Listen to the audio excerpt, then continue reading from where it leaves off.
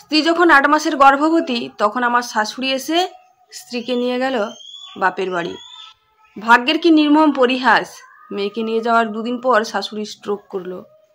এতে তার শরীরের বাঁ দিক অবশ হয়ে গেল। যে মেয়েকে নিয়ে গিয়েছিল দেখাশোনা করার জন্য, সেই মেয়ে এখন উল্টে মাকে দেখাশোনা করতে লাগলো। অসুস্থ শাশুড়িকে দেখতে গিয়ে স্ত্রীকে বললাম, সন্তান জন্মের পরই বাড়িতে চলে এসো। স্ত্রী বলল, বাবা সারাদিন চাকরিতে ব্যস্ত থাকেন, ছোট ভাইও ভার্সিটি টিউশন নিয়ে দিনভর বাইরে থাকে, গোটা দিন মাকে দেখার কেউ নেই। এই অবস্থায় অসুস্থ মাকে রেখে কি করে যাই? কি বলতে চাও তুমি? মা নিজে নিজে উঠতে বসতে পারলে এবং কিছুটা হাঁটতে পারলে আমি চলে যাব, সেই পর্যন্ত আমাকে থাকতে দাও। বিরক্ত হয়ে বললাম, তোমার মায়ের ওই অবস্থায় আসতে 6 মাস লাগবে, ততদিন থাকবে এখানে? 6 মাস লাগবে না, ডাক্তারবাবু বলেছেন 2 মাসের মধ্যেই হয়ে যাবে। অসন্তুষ্ট হয়ে শ্বশুরবাড়ি থেকে চলে এলাম। যথাসময়ে আমার একটা ছেলে সন্তান হলো। স্ত্রী ওই সদ্যজাত ছেলেকে নিয়ে মায়ের সেবা করতে লাগলো। এই সময় আমার মা অসুস্থ হয়ে পড়ল। এবার তো স্ত্রীকে আনতেই হবে।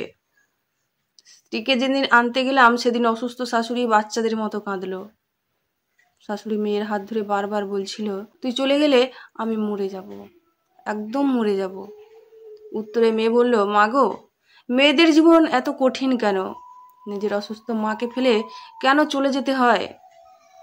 মেয়ে চলে যাক, এটা ওদের বাড়ির কেউই চাইছিল না, কিন্তু আমি নিরুপায়। স্ত্রী যেমন তার মায়ের কথা ভাবছিল, আমিও তেমনি আমার মায়ের কথা ভাবছিলাম। স্ত্রীকে নিয়ে আসার পর শাশুড়ির শরীরের অবস্থার অবনতি হলো। আমার মা কিছুটা সুস্থ হয়ে উঠলে স্ত্রী একদিন আমাকে বলল, আমাকে এবার মায়ের কাছে যেতে দাও, তুমি তো জানোই মায়ের শরীর খুব খারাপ হয়ে যাচ্ছে। স্ত্রী চলে গেলে মায়ের সেবা যত্নের ঘাটতি হবে, এতে মার অসুস্থতা বেড়ে যেতে পারে। তাই বললাম, অবশ্যই না, আমার মা পুরোপুরি সুস্থ না হওয়া পর্যন্ত তুমি যেতে পারবে না। সে স্তব্ধ হয়ে আমার দিকে চেয়ে রইল। এর কিছুদিন পর আমার শাশুড়ি মারা গেল। সেদিন স্ত্রী আমার দিকে এমন ভাবে তাকালো যার অর্থ হলো, তোমার জন্যই আমার মা মারা গেল। জানি মায়ের মৃত্যুর জন্য সে আজীবন আমাকে দায়ী করবে, কিন্তু সে কখনোই আমার অবস্থার কথা ভাববে না। তবে 27 বছর পর এমন একটা পরিস্থিতির সৃষ্টি হলো যখন আমি প্রমাণ করতে পারলাম শাশুড়ির মৃত্যুর জন্য আমি দায়ী নই। ঘটনা কি হয়েছিল বলি। আমার স্ত্রী তখন অসুস্থ, ছেলের বউ তার সেবা করছিল।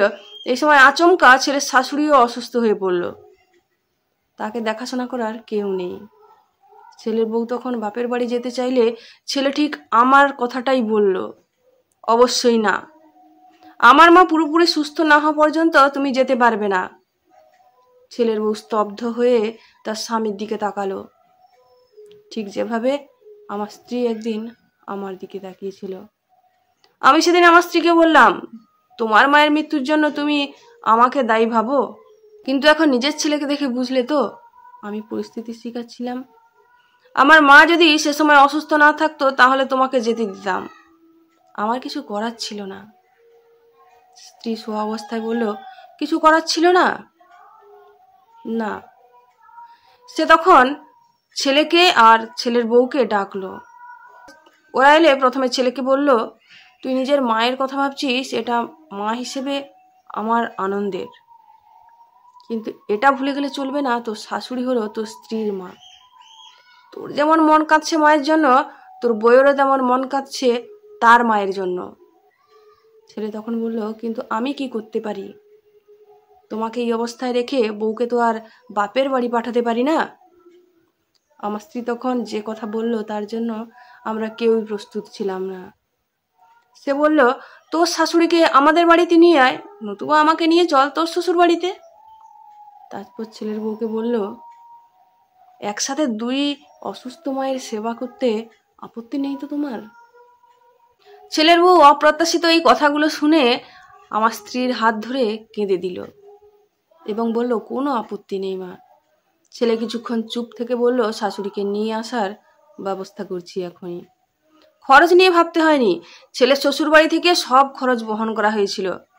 এমনকি আমার স্ত্রীর খরচও তারা অনেকখানি দিয়েছিল। মেয়ের সান্নিধ্য থেকে ছেলের শাশুড়ি দ্রুত সুস্থ হয়ে উঠল এবং যেদিন সুস্থ হয়ে বাড়ি ফিরে গেল সেদিন থেকে অপরাধ বোধের কারণে স্ত্রীর চোখের দিকে আর তাকাতে পারিনি।